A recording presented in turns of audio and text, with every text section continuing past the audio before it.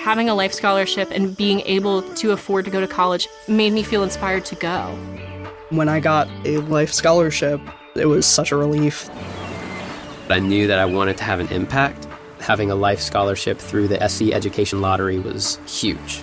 It gave me the opportunity to make that impact right here at home. The South Carolina Education Lottery. A better you, a better us, a better South Carolina. Visit sceducationlottery.com/betteryou. Ready to make a real impact every day? Join the Active Day Home Care team and help clients maintain their independence in the comfort of their own homes. Make a difference in someone's life as you provide essential daily assistance and protect their health and happiness. Earn up to $20 an hour and enjoy additional perks like optional daily pay, 401k, paid time off, ongoing educational training, and more. Join a team that values care, compassion, and your professional growth. Visit activeday.com to apply.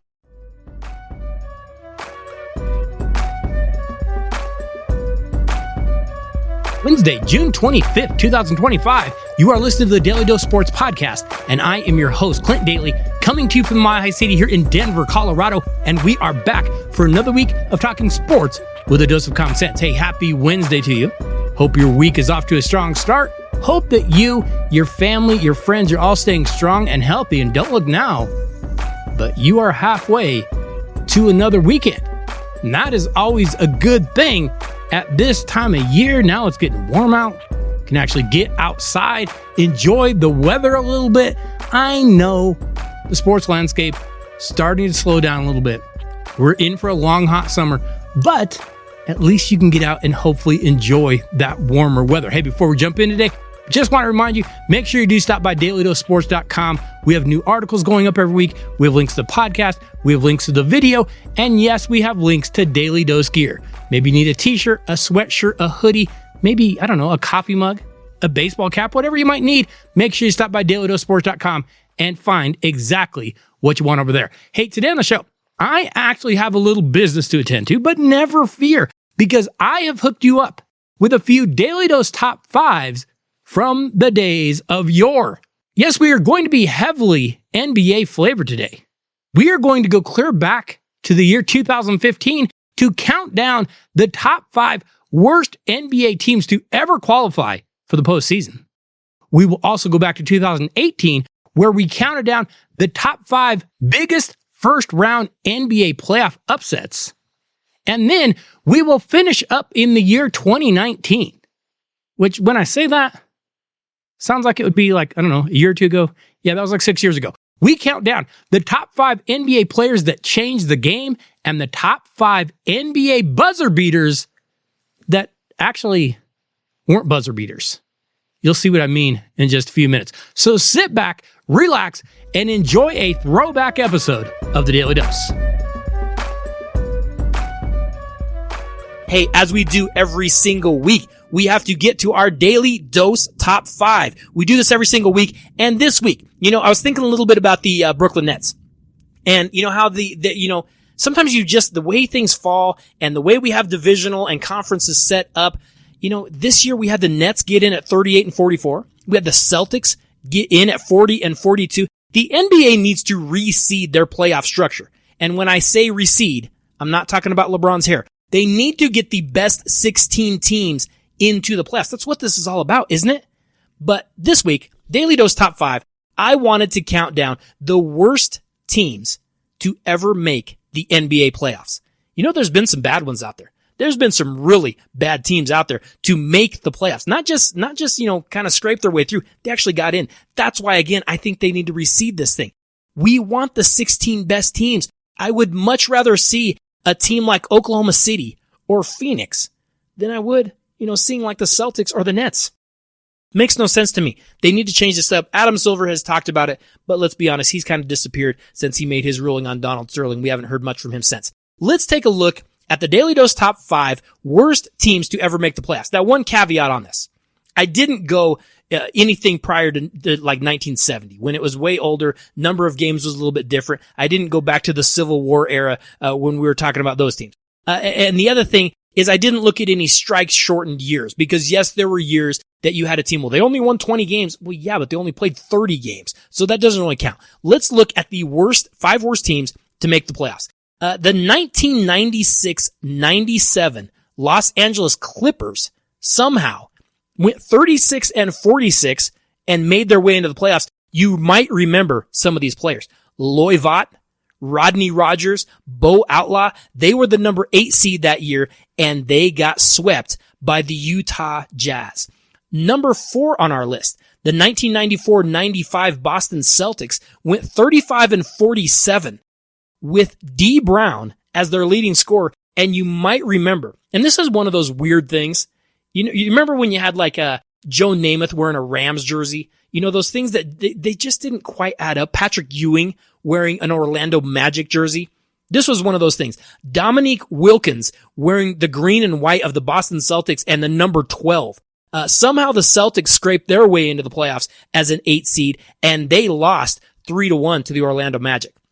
Number 3 on our list, Daly Dose top 5 worst teams to ever make the playoffs. The 1980, 83, and 84 Washington Bullets. No, they weren't the Wizards yet. They were still the Bullets. They went 35-47 under such superstars as Jeff Ruland, Greg Ballard, and a very, very young, scrappy kid by the name of Rick Mahorn. They did get the number 8 seed. They lost 3-1 to the Celtics that year as well. Do you see a trend? How these bad teams do? Again, this is why we need to reseed these playoffs, because we get these horrible teams in and they don't do anything. It's not like they're knocking anybody off or getting these upsets. Let's get these teams out of here and get some better teams in here. The number 2 team on our list, the 1987-88 San Antonio Spurs went 31-51. They had Alfred Robertson, Johnny Dawkins, Greg Cadillac Anderson, and Walter Berry. They were swept out of the playoffs by the Los Angeles Lakers. And our number 1 team, worst team to ever make the NBA playoffs, at least record-wise. They only won 30 games. They went 30-52. The 1985-86 Chicago Bulls. You might remember Michael Jordan comes in. He breaks his foot and he is out for the bulk of the season, which was why this team was so awful. They were led by Orlando Woolridge. George Gervin somehow was still playing, and Sidney Green. They make the playoffs, and Jordan comes back, where in game 2 against the Celtics, and they were outmanned. They got swept by the Celtics 3-0. Game 2, Jordan goes crazy and drops 63 on Larry Bird and the Celtics in Boston Garden. You know, that was 19 years ago this week. Just to make you feel a little bit older, our number 1 Daily Dose top 5 worst team to make the playoffs, 85-86 Bulls takes it. So there is your Daily Dose top 5. Drivers who switch and save with Progressive could save hundreds. With that kind of money, you could go big time on a fancy water bottle with ultra titanium alloy metal. You're not sure why you need all that. I mean, it just holds water. But you're getting it anyway. Because if you're hiking near an active volcano and you accidentally drop the bottle into molten lava, your water will still be icy cold. Switch to Progressive and you could save big time. For water bottles. Progressive Casualty Insurance Company and affiliates, not available in all states. Potential savings will vary. Now, as we do every single week, we have got to get to our Daily Dose top 5. Like we've been talking about, the NBA playoffs begin this weekend. And while we look at these playoff games and we think the favorite should win, there is always a case to be made for the underdog in these things. Now, a few of these series that we're going to talk about took place back when the first round was just 5 games, meaning that you just had to beat your opponent 3 times to clinch the series. But there are still a few on this list that were of the 7-game variety. Hey, it does happen. Now this year, this should be a very fun NBA postseason, because even the favorites, even the highest seeds, they do have some flaws of their game. And the favorites had better be on their toes, because we have seen big favorites fall before. Today on our Daily Dose Top 5, we are going to be counting down the top 5 first round NBA upsets. Starting off at number 5. You know, the San Antonio Spurs had won 4 titles from 1999 to 2007. And in 2011, they looked like they might do it again. They had won 61 games behind Tim Duncan, Tony Parker, and Manu Ginobili. Meanwhile, the Memphis Grizzlies finished their season at 46-36. The Spurs were the top seed in the West. They were going to make quick work of the Grizzlies. Yeah, except the Grizzlies had other ideas. Zach Randolph and Marc Gasol were a serious matchup problem for the Spurs. And the Memphis defense, they also caused some serious problems for the Spurs because they didn't allow them to get those layups cutting to the basket like they like to get. Memphis won the series in just 6 games. And the top seed, the San Antonio Spurs, Greg Popovich, Tim Duncan, they were gone in 2011. Memphis beat San Antonio. In fact, the number 3 seed Dallas Mavericks are the team that actually went on to win the title. We saw Memphis beat San Antonio in 2011. It does happen. Moving on to number 4. The Los Angeles Lakers were the defending champs in 1981. They had Magic. They had Kareem. There was no way the Lakers were going to lose in 81. Well, they did in round 1 to a Houston Rockets team that went 40-42. They finished under 500. How could that possibly happen? Well, you can actually explain it. Magic Johnson spent most of the season hurt. When he returned, you could tell that the Lakers just didn't have very good chemistry. Meanwhile, the Rockets rode a guy by the name of, Moses Malone, a future Hall of Famer. Malone was amazing in this series. He got some help from Calvin Murphy. He got some help from another guy that ended up being a pretty good head coach, Rudy Tomjanovich. And the Rockets were able to stun the Lakers in 3 games. Now, this was a huge upset. This series actually changed the NBA because after the season, the Lakers signed Magic Johnson to a 25-year extension, but he actually demanded a trade because he didn't get along well with head coach Paul Westhead. Westhead would end up being fired, and eventually a young assistant by the name of Pat Riley would take over in Los Angeles. Hey, sometimes these upsets change the whole scope of the league, and that's what happened in 1981. Moving on to number 3. In 2007, it was the Dallas Mavericks that looked like they were going to be unbeatable. They were the top seed in the Western Conference. They had Jason Terry, Josh Howard, Dirk Nowitzki. They would be facing the Golden State Warriors in the first round. But these were not your current Warriors. This was not Steph and Kevin Durant and all those guys. This was the Baron Davis, Steven Jackson, Monte Ellis, Jason Richardson Golden State Warriors. They weren't going to be any match for Dallas. But Baron Davis and Steven Jackson, they were just too much for the Dallas guards. Again, they caused a matchup problem. Davis and Jackson combined to average nearly 50 points a game for the series, and the Warriors would knock out the Mavericks in just 6 games. Yeah, sometimes it does happen. You get a bad matchup, you get a bad pull, and you say, oh, we just don't match up well with that team. They didn't have the guards, and down went Dallas in 2007. Moving on to number 2. And I'll be very transparent. This one crushed me a bit when I was a kid because I cheered for the Philadelphia 76ers a little because of Julius Erving and because I really liked Andrew Toney. They were my favorite players. This Philly team was loaded in 84. They were coming off their title in 83. But in 1984, the New Jersey Nets had Daryl Dawkins, Otis Birdsong, and a very talented but very troubled Michael Ray Richardson. The Sixers were the 3 seed in 1984. And when the Nets won game 1 and 2, everyone kind of looked around like something's wrong with Philly. What is going on here? Everyone kind of expected them to still get back to the finals. Philly rallied in games 3 and 4 and then came back to the old Philadelphia Spectrum for the deciding game 5. But Michael Ray Richardson and Otis Birdsong combined for 48 points, and the New Jersey Nets knocked off the defending champs in 1984. Hey, it can happen. Get a hot team, wrong place, wrong time, you might get sent home early. So we move on to our number 1 entry, best first round upsets of all time. Now, this one might not rate as high for some people. But the fact is, when Michael Jordan left the NBA to play baseball, it sure looked like the team that would benefit the most was going to be the Seattle Supersonics. They had Gary Payton. They had Sean Kemp. They had Kendall Gill. They had Detlef Schrempf. That team was loaded under George Karl. The Supersonics won 67 games in 1994. No one, and I mean no one, gave 42-40 Denver any sort of chance in this series. 1 versus 8, this is no chance. And it looked like everyone was right because Seattle won games 1 and 2 pretty easily.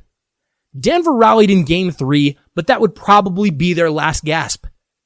But then Reggie Williams, LaFonso Ellis, Robert Pack, and Dikembe Mutombo somehow squeaked out game 4 and forced a 5th game in Seattle. Okay, but it's in Seattle. The Sonics are still going to win this, aren't they? But then Gary Payton got dinged up in that last game, and he actually had to leave the game. And with him out, there was no one to feed Sean Kemp. The Seattle offense suddenly fizzled. The Denver Nuggets held a 4-point lead late, and Seattle was looking for a miracle to try to turn this thing around. Here's a clip from NBC, and you can tell by how quiet the crowd is. It's not going their way. 8 seconds, Perkins. Daly, waste. That's it. Mutombo embraces the ball, and the unlikely upset. One of the great upsets in NBA playoff history. Hey, the NBA playoffs start this weekend. And like I said, we look at the favorites. We look at some of the big dogs and we say, okay, well, we can just pencil them in moving forward. Hey, every single team in these playoffs has some flaws.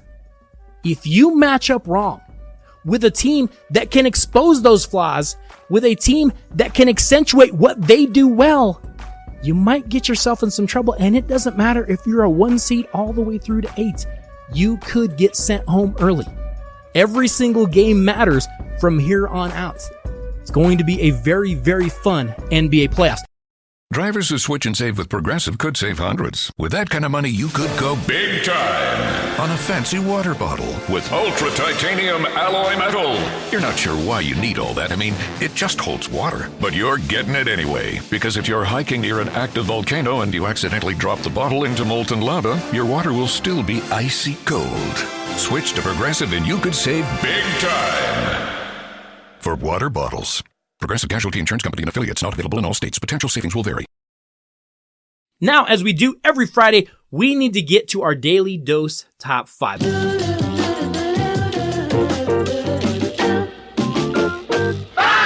Of course, like I said, the NBA All-Star Weekend took place last week. We talked about it earlier this week. But how 3-point happy is everyone in basketball these days? I mean, in the All-Star game itself, those two teams combined to take 167 3-pointers. But it's not just the NBA. College kids are jacking up threes at a historic rate. Go watch a high school game. High school kids want to shoot the three all the time. I just finished coaching my daughter's middle school team this season. And you know what they want to do? They want to shoot threes. Why? Because they see the success of shooters like Steph Curry and the Golden State Warriors, and they want to imitate what they do. I honestly believe that Stephen Curry has caused one of the biggest innovations in basketball of all time. It used to be all about the dunk. You'd go into the gym, you would see kids working and killing themselves trying to get dunks down. That's not actually the case anymore. Yes, you still have that, but now you have kids going out and saying, watch, I can hit the step back three. I can hit the crossover three. I can shoot the three while fading away. It is all about the three. And you know what some of it is? A lot of kids look at a guy like Steph Curry and they're like, hey, he's not that big. Because most kids aren't the size of LeBron James or Michael Jordan, but they look at Steph Curry and they say, he's not a physical freak. Maybe I could do what he does. So with Steph Curry in mind, today we count down the Daily Dose top 5 players that changed the game. Let's get started. Coming in at number 5, we have a player that completely changed the game in ways that we are seeing every single season. Because Spencer Haywood was a big-time scorer that had stops in Denver, New York, Seattle, New Orleans, and he even finished up a little bit with the Los Angeles Lakers. But in his 1969-1970 rookie season, Spencer Haywood led the ABA in scoring with 30 points a game and in rebounding with 19.5 rebounds a game while leading the Denver Rockets to the ABA's Western Division title. But what was it that Spencer Haywood brought to the game? Well, he actually paved the way for a number of players because he was the first player to turn professional without completing 4 years of college. That was a rule at the time. But the ABA adjusted their policy with Haywood being used as an example because he needed to get to work and support his family. He would eventually join the NBA and the Seattle Supersonics in 1970, but the NBA still had that eligibility rule forcing Spencer Haywood to the sideline. He couldn't play. He was in the NBA and he literally couldn't get on the floor. The case ended up going all the way to the Supreme Court, where Haywood eventually won and became the first NBA player to suit up despite not completing 4 years of college. Eventually, eligibility rules were changed, and think of all the players that have rode off of what Spencer Haywood did. Magic Johnson, Michael Jordan, Shaquille O'Neal, and not even guys that went to college for a year or two. What about the guys that just jumped straight to the NBA, not even going to college? Guys like Kevin Garnett, Kobe Bryant, LeBron James, they skipped college altogether. You might not think of it, but Spencer Haywood absolutely changed the game, and he comes in at number 5. Moving on to number 4. Basketball is a pretty simple game, right? Put the ball in the hoop. If you can put the ball in the hoop, if you can shoot it, if you can score, then you should be a player, right? Yet no player in NBA history has more rings than Bill Russell. And he wasn't a big scorer, so he must have been doing something right during his time with the Boston Celtics. And it was because Russell revolutionized the game through his defensive play, an area of the game which a lot of people really didn't focus on. But Russell was this fierce competitor, and he had this perfect timing for blocking shots and grabbing defensive boards. In fact, his presence in the paint would scare opponents from even trying to go in and attempt a shot against him. Russell made defense an important factor in the game, and think of the players that have kind of modeled their game after that Russell style. Think of those defensive-minded players like Dennis Rodman. Even a guy like Patrick Ewing, who could do it at both ends, but defensively, he was very good. Ben Wallace. I don't know if Ben Wallace could score points in an empty gym, but defensively, he could dominate. Dikembe Mutombo, Alonzo Mourning, even someone like Kevin Garnett, DeAndre Jordan. Some of these guys didn't have a huge offensive arsenal, but they were still able to have success simply following the blueprint of one Bill Russell, and he comes in at number 4. Moving on to number 3. Magic Johnson inspired hundreds of point guards that came after him, but he was actually not the first tall or flashy point guard to play in the NBA. No, I would give that title to the Big O, because Oscar Robertson changed the game from the perspective of a big man playing the point guard position. Robertson was 6'5". He was a 12-time All-Star, an 11-time member of the All-NBA team, and he did win the MVP once in his 14 professional seasons. In 1962, Oscar Robertson became the first player in NBA history to average a triple-double for the entire season. He averaged 30 points a game, 12 rebounds a game, and 11 assists a game. But think now to some of the bigger point guards that we have seen since Oscar Robertson. Scottie Pippen played the point at times. LeBron James will run the point at times. Penny Hardaway, Jalen Rose, Ron Harper, Giannis Antetokounmpo. Sometimes we'll see a big guy like him at 6'10" playing point guard. And then, of course, you have Magic Johnson, who might be the greatest point guard of all time. Magic was 6'9". But without Oscar Robertson, maybe we never see a coach confident enough to give a 6'9" player the point guard spot. But after Oscar, we saw Magic step right into that role and excel. Oscar Robertson comes in at number 3. Let's move on to number 2. And I know the first thing you think of when I say Wilt Chamberlain. No, not the 20,000 women. Well, I don't know. Maybe that is what you think of. But I think of a guy who was freakishly athletic. Wilt Chamberlain didn't just play in the NBA. He played pro volleyball. He ran track in college. And while most of his scoring in the NBA, yes, it was based on dunks and based on power, he did also show you could be an athlete and you could do things other than just go down to the low post and turn around and dunk. Because don't forget that Wilt Chamberlain led the league in assists in 1968. He was an excellent passer. And as a result, we have seen a ton of big men that develop their game beyond just, drop, step, and dunk. Of course, think of players like Hakeem Olajuwon, who played a 5, but he honestly played it like a 3 or a 4. Or someone like Tim Duncan, who you could run an offense through at the high post. And think of guys like a Chris Webber, who ran the floor like a guard, a Dirk Nowitzki, who steps outside and can shoot it. Even think of guys today like a DeMarcus Cousins or a Joel Embiid. They are big men that don't just go down to the low post and look to turn around and dunk. But Wilt Chamberlain showed that a big man could be a great athlete too. And as a result, we have a ton of big men like that can do a number of different things and hurt you in so many different ways. Wilt Chamberlain comes in at number 2. But if we are looking at one of the most impactful game changers in NBA history, we need to think about one thing. Who plays basketball? Big guys, right? Giants.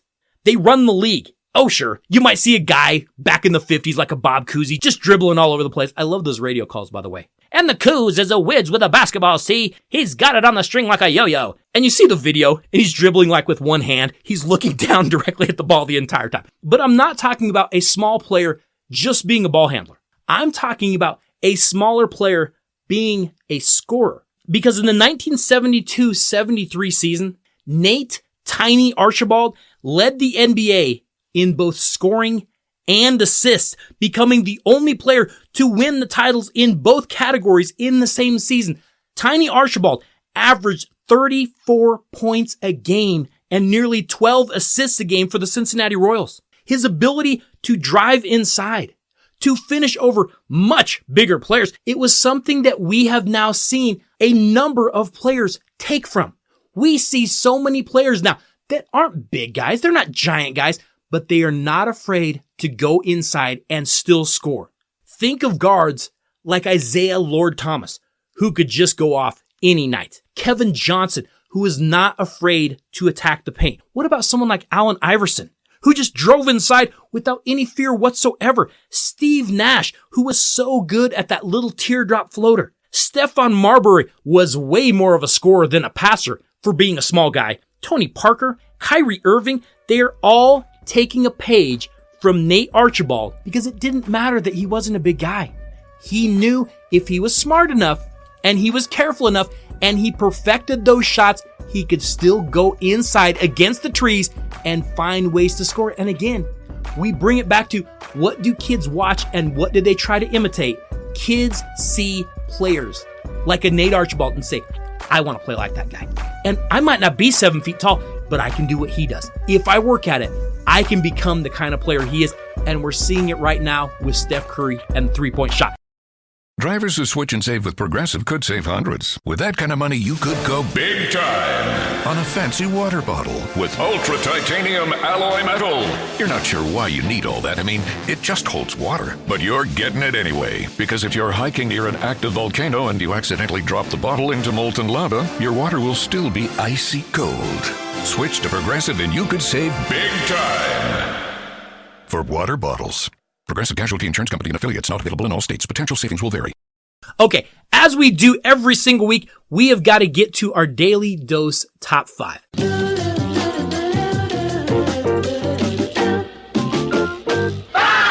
Now, last Sunday, we saw the Toronto Raptors beat the Philadelphia 76ers in Game 7 of the NBA Eastern Conference semifinals when we saw Kawhi Leonard hit that improbable shot from the corner as the buzzer sounded, and then the ball hangs on the rim for what felt like an eternity before finally falling through the hoop. But it is kind of funny because thinking back in NBA history to some of the best last-second buzzer beater game winners in history, it actually might leave you a little bit more disappointed than you would think. See, sometimes as sports fans, our memories tend to get a little bit muddled with the emotion of the game. So sometimes we think back to games that we even saw, we watched them, but maybe it was a long time ago. Maybe we were kids, or maybe we just talked ourselves into something that happened that didn't actually happen. Much like maybe your youth playing career, or when you played high school sports, a lot of times, let's just say we tend to exaggerate what actually happened. So today, on our Daily Dose Top 5, we are going to take a look back at the Daily Dose Top 5 NBA game-winning buzzer beaters that weren't actually game-winning buzzer beaters at all. Kind of confused? You'll see what I mean in just a second. Starting off at number 5. Everyone remembers, or at least you've heard about, what Reggie Miller did to the New York Knicks back in Game 1 of the 1995 Eastern Conference semifinals. With Reggie's Indiana Pacers down by, let's say around 7, Reggie goes completely crazy. He scores 8 points in the last 10 seconds, including a 3-pointer at the buzzer to win the game. He rubbed it in the Garden's face. He rubbed it in Spike Lee's face. Yeah, that's not exactly how that went, though. See, with 18.7 seconds left in the game, the Pacers had the ball. They were down by 6. Reggie hits a 3, which cuts the lead to 3. On the inbounds pass, Knicks point guard Greg Anthony slips and falls down, so Reggie steals the inbound pass. He runs back out to the 3-point line, and he drains another 3. Now the game is tied. But then, and we still don't know why, the Pacers, for some reason, foul Knicks guard John Starks. Why you would foul in that situation, no idea. You just need to stop. But they foul Starks.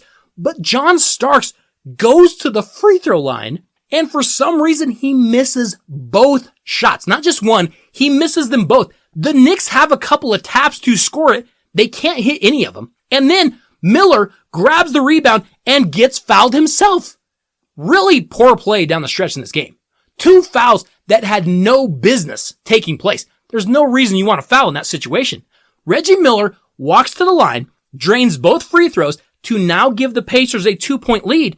But that's not where the game ended. The game actually ended with New York Knicks guard Greg Anthony stumbling once again as the Knicks tried to push the ball up for a final shot. He lost the ball. A shot didn't even go up.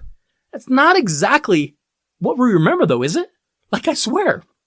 Reggie Miller hit a 3, and then he went back out and hit another 3, and I think that, won the game or something. Yeah, not exactly. Actually, there were a lot of screw-ups at the end of this game, and at the end, the Knicks couldn't even get a shot off. Reggie Miller beating the Knicks on a buzzer beater that wasn't really a buzzer beater at all comes in at number 5. Moving on to number 4. And I know here at the Daily Dose, I know, we tend to give LeBron James a lot of grief. It's not really him so much as it's the coverage of him. Well, and it's actually also totally him too, because he does get put into a stratosphere that I'm not sure he belongs in. Let's all remember this. The 2 biggest shots in LeBron James' NBA Finals career were not taken by him. The game winner for the Cleveland Cavaliers beating the Golden State Warriors was made by Kyrie Irving. And the biggest shot for the Miami Heat against the San Antonio Spurs back in 2013 was a 3-pointer made by Ray Allen at the buzzer. With the Spurs up on LeBron's Miami Heat in Game 6, Ray Allen drains that 3 to give the Heat life, and then they went on to win the series in Game 7. Well, that's partially true. Just not exactly true. Yes, the Spurs were up in the series 3-2. It was Game 6, and they could have finished things off. They actually led 95-92 with 13 seconds left. The Miami Heat have the ball, and LeBron James takes a 3 at the top of the key to tie it. But he missed it. The ball was rebounded by Heat forward Chris Bosh, who finds Ray Allen in the corner, and Allen drains the shot with 5 seconds left to tie the game. But San Antonio actually had Tony Parker driving up the court, taking a runner, and got bumped pretty hard. They could have called a foul as regulation ended. There was no call. The game went to overtime, and the Heat would go on to win the game in overtime. But I swear, I watched that game. I thought sure Ray Allen hit that shot at the buzzer to win it. Yeah, that's not what happened at all. Ray Allen's not buzzer beater actually comes in at number 4. Moving on to number 3. In the 1987 NBA Finals, between the Los Angeles Lakers and the Boston Celtics, trailing by 1 point, Lakers point guard Magic Johnson drives into the paint and he tosses up what would eventually be known as the Junior Skyhook, and the Lakers beat the Celtics in Game 4 at the buzzer.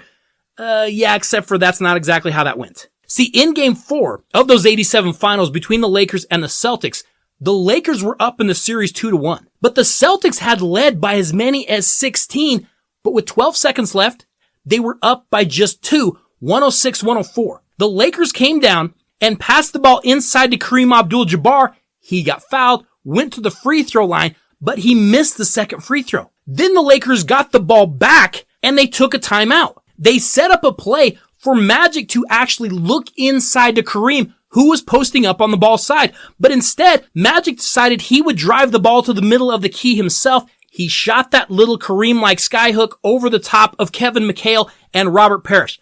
But what we kind of forget, there were still 2 seconds left in the game. The Celtics advanced the ball to half court on the timeout. And on the inbounds play, Dennis Johnson found Larry Bird in the corner and he had a good look at the basket. When he let that shot go, it looked every bit like it was going in. It rimmed out and the Lakers took a 3-1 lead and would then go on to win the series in 6. But I swear, I thought the baby hook was at the buzzer. No, it wasn't. And the Celtics actually had a chance to come back and win the game. Magic's junior hook comes in at number 3. Moving on to number 2. And when we think back to Michael Jordan's final shot in a Chicago Bulls uniform, we remember him shooting that 20-foot jumper from just above the free throw line that eliminated the Utah Jazz in Game 6 of the 1998 NBA Finals. And yes, you may remember that Jordan gave Jazz guard Byron Russell a bit of a push-off. By the way, I noticed that no one said anything about a push-off when Portland Trailblazers guard CJ McCollum pushed off on my Nuggets last weekend, but that's neither here nor there. And you might also remember that the win by the Bulls gave Jordan and the Bulls their 6th title. But what you might not remember is that Jordan had missed 10 second half shots in that game. And it was mostly due to fatigue. If you watch that game, every shot that Jordan took in the second half, they kept falling short. He kept hitting the front of the rim. Hey, Jordan was running out of steam. He had no legs left. And he was getting no lift on his shot. So when he takes that final shot of the game, he leaves his hand up on the final through, and a lot of sports media people said he's making a statement. I'm hitting this shot. It is my final shot. I am knocking this down and I am ending this series. Yeah, that's dead wrong. That's not what happened at all. Michael Jordan was trying to make sure he got some lift and some touch on that shot because he had been flat and he had been short. But again, this shot wasn't a buzzer beater either. There were still 5.2 seconds left on the clock, and the Bulls were up by just 1 point. The Utah Jazz had a chance to win this game because they inbounded it to John Stockton, and he took a three-pointer as the clock expired. He actually got a pretty decent look, even though Ron Harper did come over to challenge. But if you watch that shot, it is straight, and it has a chance when it leaves Stockton's hand, but it rims out, and Jordan and the Bulls win their 6th title in Utah. I know we kind of think of his final shot being a buzzer beater. Yeah, that wasn't the case at all. So now we get to number 1. And our number 1 entry is actually going back quite a ways. In fact, we are going all the way back to the 1970 NBA Finals in one of the craziest games ever. Yes, Game 3 of the NBA Finals. The Los Angeles Lakers and the New York Knicks were tied at 1 game each. And Dave DeBusschere's short jumper gave the Knicks a 2-point lead with 3 seconds left to play. But the Lakers had no timeouts. So they inbounded the ball to Jerry West. Now the clock is down to 2. He takes 3 dribbles up the floor and, well, chaos ensued because here's a clip courtesy of NBA.com. DeBusschere shoots, hit with 3 seconds to go. 2 seconds, 1 second. West throws it up. He makes it. West threw it up and makes it. Over half court. Yes, Jerry West nails about a 60-foot shot for the win. What an amazing finish. Yeah, except the game wasn't over. Because remember, back in 1970, there was no three-point line. So his half-court shot, it just tied the game. The Lakers would actually go on to lose in overtime, and eventually the New York Knicks would win the championship in Game 7 when Knicks center Willis Reed would limp back into Madison Square Garden and fire the home crowd up as he led the Knicks to the championship. But hey, what an amazing shot by Jerry West at the end of regulation. But you know, it's just kind of funny because as sports fans, sometimes we tend to over-romanticize plays or games or make them something that they just weren't. Last weekend, we saw Kawhi Leonard hit that amazing shot at the buzzer. But you know what? in a few years, we're going to be telling people that it was like a three-pointer, that he was fouled, that it was partially blocked, and that it hung on the rim for like a full commercial break. Because that's just what we do with sports. Our memories are not always the most exact, and sometimes we tend to inflate what happened just a tiny bit. I'm not saying we change everything completely, but we might exaggerate it just a little bit. But you know what's crazy? You never know. We just might see another crazy shot or two by the end of these playoffs. Hey, next week on The Dose, we will get back to our regular format, and we will be recapping all of the sports news that we may have missed, as only we can. So make sure you stop by The Dose, and be sure you let a friend know to do the same. Hey, I want to say thank you to each and every one of you for listening to The Daily Dose every week. Thank you for the emails. Thank you for the texts. Thank you for the tweets. Thank you for going over to dailydosesports.com every week and checking out the new things going up over there. But more than anything, thank you for sharing the show, for sharing the videos, for sharing the articles. We absolutely love it when you do that. I say thank you to Jess P. Could not do any of this without you. I will see you all next Wednesday. Have a great week, everybody.